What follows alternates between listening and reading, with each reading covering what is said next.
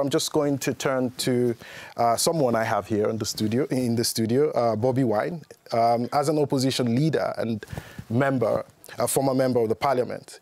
What would you say are the political and economic barriers that prevent young Africans from formal political participation in your country and maybe even for the rest of Africa? And how have you been able to surmount them?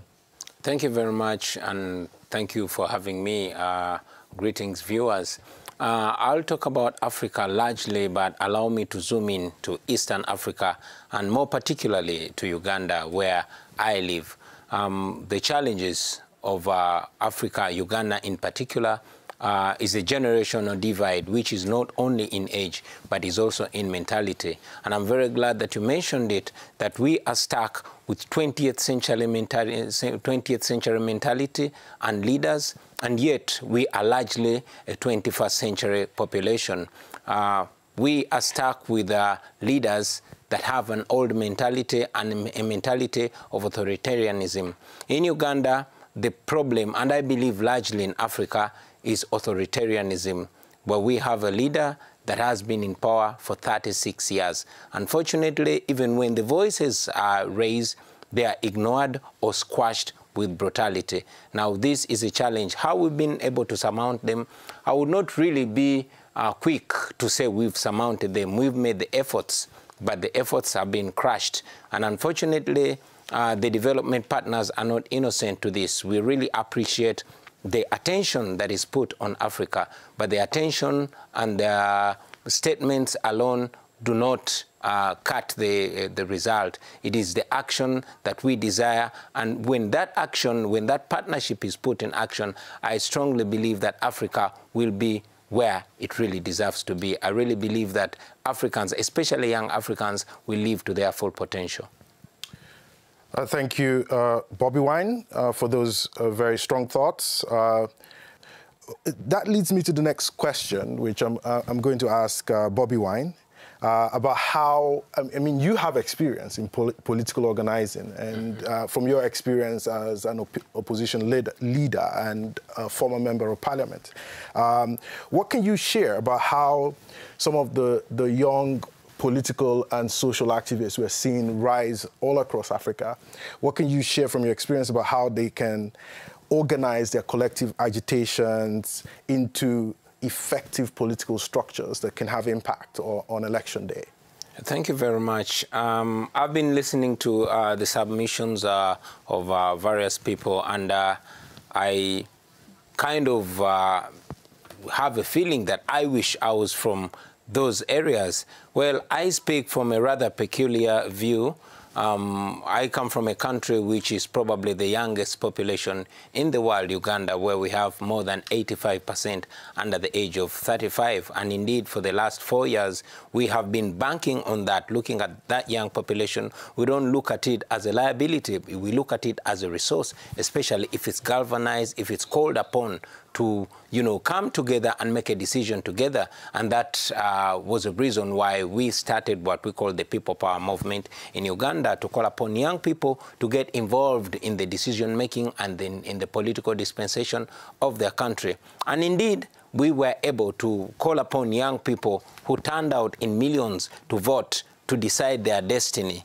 Now, the challenge here is, unlike many other places, what is the response of the authorities? As I speak right now, we have thousands of young people in Uganda rotting in torture chambers, rotting in jails. Why? Because they raised their voices non-violently to say they want a leader of their generation.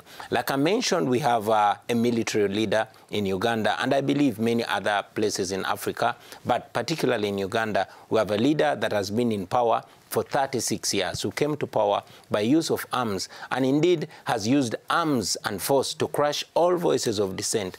We went to the polls in January last year, and people turned out massively to vote. Unfortunately, the internet was blacked out. The European Union and United States election observers were blocked from the country. I was a presidential candidate, but by the time we went to the polls, I was under military detention in my house. So this scenario makes every thought impossible. It makes all the ideas impossible. Now, being on this platform, I will also raise it that the international community is not innocent to this. While young Africans have aspirations and indeed have dreams for Africa, while they are first world brains stuck largely in third world countries, they have thoughts, they have aspirations, they want to transform Africa because they see what other young people are doing in the rest of the world. But because we have authoritarianism, which I don't tire to emphasize, then everything, every thought, all the intelligent ideas tend to hit a block wall. And like I mentioned, being on this platform, the international community is not innocent to that. Of course, the young Africans appreciate the voices that are raised by the international community in terms of statements. But the fact that the international community pours lots of money in terms of aid to Africa without following it up with calling upon the authorities in Africa and in particular in Uganda to ensure that it is not just business, but it is the values, the democratic values, the values of the respect of the rule of law, the values of human rights, then we are only going to be talking about this. Young Africans know where they want to go. They envision a future, but they are stuck in a world where they are crushed with brute force. Now, this is the elephant in the room that I believe we must address. Other than that, we are only going to be looking at the promised land where we want to go as Africa, but we won't be able to move our footsteps to reach it because we cannot fight against the American dollars. We cannot fight against the Italian bullets. We cannot fight against the donations from the European Union that are just placed in Africa and they're siphoned and are used in patronage and crushing of voices of dissent. Like I mentioned, right now, as I speak, I'm only maybe able to leave the country because I have international focus on me. But thousands, hundreds of thousands of young people are rotting in torture chambers and in prisons in Uganda. Why? Because they dared to challenge the authority of the strong men, in particular General Museveni, who has been in power for 36 years. Now, this is a case in many African countries. And until the world, until the international community, in particular the European Union, until they address that, until they call to order those authorities, until they make democracy, real democracy, a precondition for cooperation, we are going to be moving in circles. But when we have an opportunity for the international community to say, no, we are not going to be part of the criminality, then the voices of young Africans are going to count. Like I said, I really envy the young people in other countries that just decide not to vote. In Uganda, we actually long for the voting, and we line up the entire day to vote, but our votes don't count. Thank you, Bobi. Yeah, I'm actually very proud of the resilience of the Ugandan youth to continue to push their case through the process, even though there's, as you said, there's a lot of effort to make sure that that doesn't count. I also want to talk about young people supporting young people. How confident are you that young people can back young people? You know, will young people vote young people into office, or will we go back to a situation where we are bringing in people that should have transitioned to younger leaders? And how do we manage that? How do we navigate that?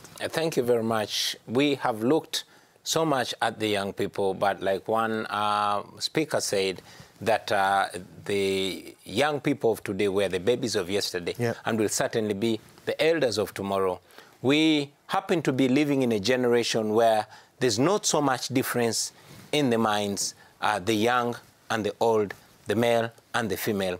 We tend to share understanding to look at things largely the same, because what is right to the young and to the old, yeah, and what is wrong to the young and to the old. Mm-hmm. So for the young people, it's just the numbers and the shared aspirations and the shared pains, but largely we look at the same wrongs and the same rights. However, allow me to go back a little bit and mention that while we are discussing the continent of Africa, especially from here in Europe, I would rather that we focus on the realities. It would be very naive for us to discuss Africa from the lenses of a comfortable European.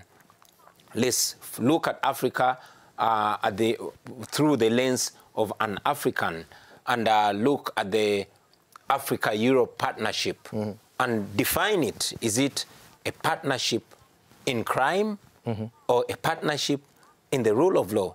Is it a partnership in democracy or a partnership in autocracy?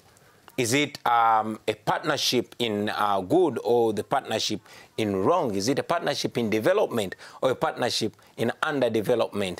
And looking at that, I think it's important for us not just to look at the leaders. Well, everything rises and falls with leadership, but let's look at the people.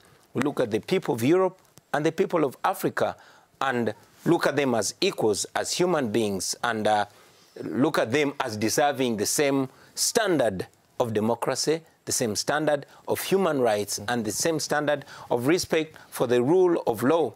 Of course, while we have progressive African countries like Zambia, which we look at so much, we look up to so much, countries like Botswana and many others which we look up to so much, we must not forget that there are blatant examples like recently Burkina Faso, countries like Chad, countries like Mali, where there's been blatant disrespect of democracy, but in very neat suits, we see European leaders seemingly condoning that, not criticizing that, and that is to the detriment of Africa.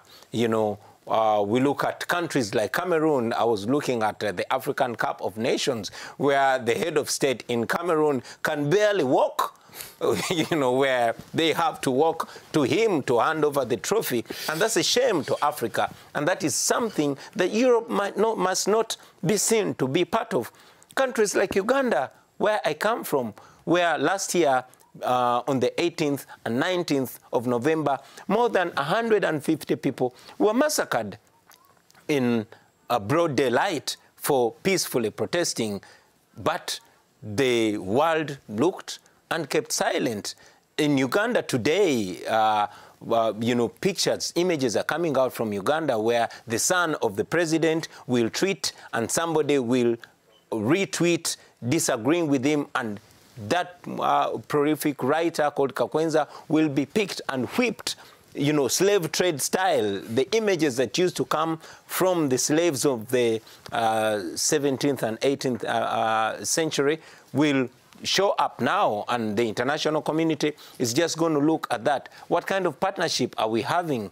We have an Africa today, in particular Uganda, where just yesterday the Speaker of Parliament was flown out of the country to get medical attention, but it cost the taxpayer $500,000 just to airlift the Speaker of Parliament and many other things.